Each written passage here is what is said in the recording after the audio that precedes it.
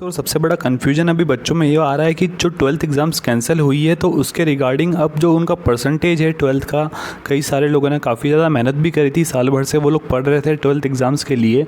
तो जो 12th board का परसेंटेज है वो कैसे कैलकुलेट होगा। तो यार इसके रिगार्डिंग जो है, जो हमारे डॉक्टर रमेश प्रकाश निशांक है, उन्होंने एक ट्वीट भी करा है और उन्होंने ये स्पेसिफाई करा है कि जो 12th है, देखिए आप यहाँ पे लिखा हुआ है कि CBSE results based on the well defined criteria, मतलब कि एक वेल डिफाइंड क्राइटेरिया है और उसके आगे एक उन्होंने लिंक दी हुई है। तो यार आप जब ये लिंक खोलते हैं तो इसमें जैसे ही मैं लिंक खोलता हूँ तो लिंक में जो है ये PM ऑफिस की तरफ से ये जो वेबसाइट बनाई गई है और ये जो लिंक है इसमें यही लिखा हुआ है कि क्लास 12th रिजल्ट्स, इसमें सिर्फ एक लाइन लिखी हुई है। देखिए दोस्तों, इसमें सिर्फ एक ही चीज़ लिखी हुई है कि class 12th result will be made well defined objective criteria in a time bound manner.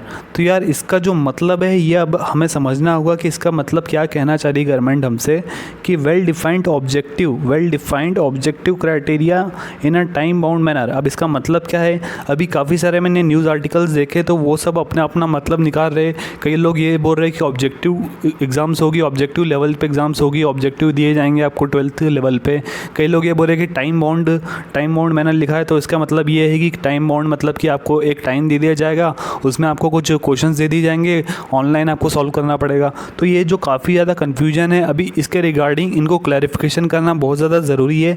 इन्होंने सिर्फ एक लाइन लिख के छोड़ दिया यहाँ पर कि 12th बोर्ड एग्ज़ाम्स जो है will be made as per a well defined objective criteria in a time bound manner. अब इसका मतलब क्या है ये हमें नहीं पता कि 11th क्लास के बेसिस पे आप जो है रिज़ल्ट बनाने वाले हैं या फिर किस तरीके से इवैल्यूएशन होगा और किस तरीके से परसेंटेज का कैलकुलेशन होगा। इन्होंने तो यहाँ पर सिर्फ एक लाइन लिख दी है कि वेल डिफाइंड क्राइटेरिया और जो well defined objective criteria in a time bound manner. अब इसका मतलब क्या है ये तो उन्होंने बताया नहीं कि किस तरीके से एग्ज़ाम का इवैल्यूएशन होगा, किस तरीके से परसेंटेज कैलकुलेशन होगा। तो यार ये सब अभी बातें जो डिटेल्स की बात है वो उन्होंने नहीं करी है, सिर्फ उन्होंने ये जो बड़े बड़े पॉइंट्स है वो दिए गए हैं कि 12th बोर्ड एग्ज़ाम्स को कैंसिल करा गया है और उसके रिगार्डिंग अभी डिटेल्स अभी कुछ भी हमारे पास नहीं है। जो गवर्नमेंट ने अभी बताया है उसके रिगार्डिंग तो उन्होंने यही बताया कि वेल डिफाइंड ऑब्जेक्टिव क्राइटेरिया में जो इसका इवैल्यूएशन होगा और जिस तरीके से अभी परसेंटेज अभी कैलकुलेशन होगा।